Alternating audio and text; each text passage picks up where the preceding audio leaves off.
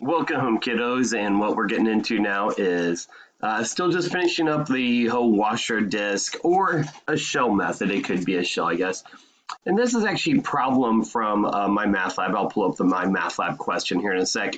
But and it even states in the MyMathLab you can choose any method. So if you want to do a washer, do a washer. If you want to do a shell, do a shell. It doesn't matter. This is the picture of it, and there is one method that I would recommend more than the other, but again, either options are better, or optional, I don't care. So when you look at this picture, and when they say it's going to be I'm going to talk about the shell first.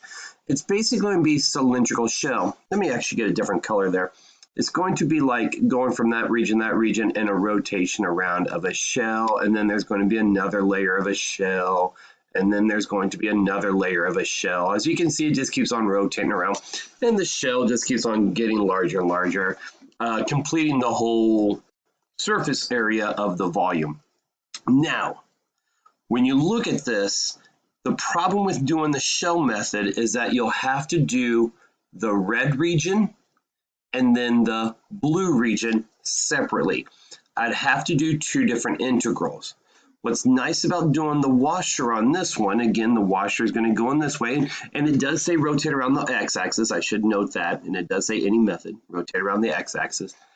It's really just like a washer that's rotating around.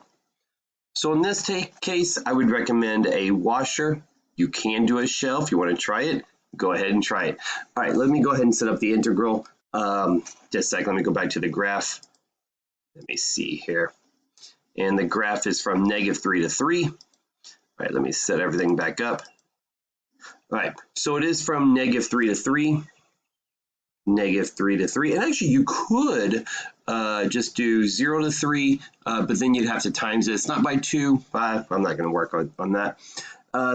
Since we are doing washers, we're just doing area of a circle, so it's pi r squared. But in this case, we got to take the big circle minus the small circle. Wow, hope you can read the squared there. I like to put the pi on the outside. The top function is going to be the upside down parabola, 36 minus x squared squared. Top minus bottom, 3x squared squared. And you just have to type that into your calculator. So let me go ahead and do that. Let me see here. -3 to 3, 36 minus x squared squared minus 3x squared squared. Wow, it's like going on with this.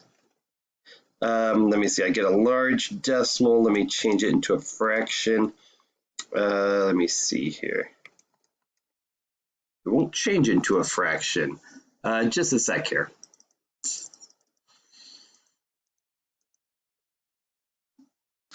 All right, after very minimal work there, sorry, I had to convert that fraction myself. My calculator gave me, let me fix that. My calculator gave me 5,702.4, and it wouldn't even change that. But knowing that 0.4 is really just 2/5, I can write that as 5,702 and 2/5. And if you remember the rule on how to change this into an improper fraction, you just multiply and then you add the top. So it ends up to be 28,512 over 5. Just don't forget pi from the beginning part there. It's not too surprising when these integrals these regions get taller and taller that the volume just keeps on exploding and getting larger and larger. 20,512 divided by 5. Let me put the pi back up there. Check the answer, and then there's your final solution. Notice that there's only 2 problems. I'm not going to do the second one. I'm going to let you do the second one there.